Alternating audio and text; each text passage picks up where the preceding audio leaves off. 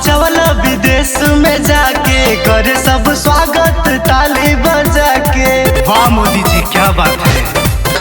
हंगामा मचवला विदेश में जाके करे सब स्वागत ताली बजा के। आइला तू तले के श्री राम जी के भेष, तू बदलला पूरा देश, योगी बदलले पूरा देश। तू बदलला पूरा देश, योगी बदलले पूरा देश।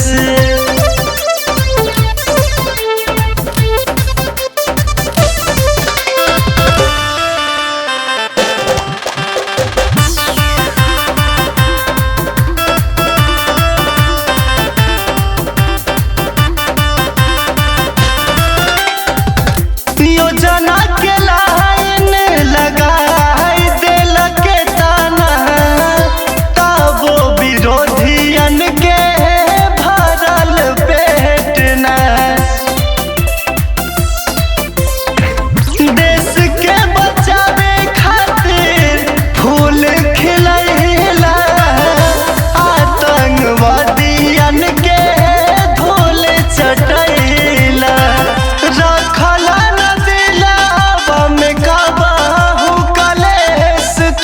रखला पूरा देश, योगी बदलले पूरा देश।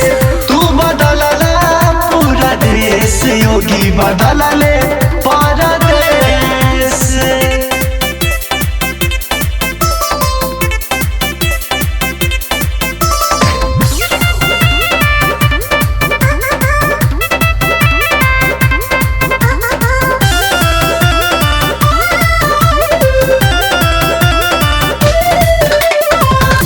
हिंदू के धर्म फिर से कैला उजागर, का नाही कैला आखिर देशवा के खातिर।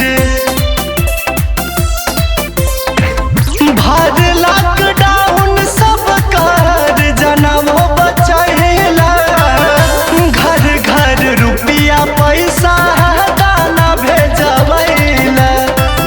देवेंद्र देव देत बाड़े संदेश, तू बदलला पूरा देश, योगी बदलले पूरा देश। तू बदलला पूरा देश, योगी बदलले पूरा देश। यूपी में फिर जय श्री राम गूंजेगा, ये बीजेपी है झुकेगा नहीं। अब गुंडो कान खोल के सुन लो, ये योगी बाबा का बुलडोजर है, 22 के बाद भी रुकेगा नहीं।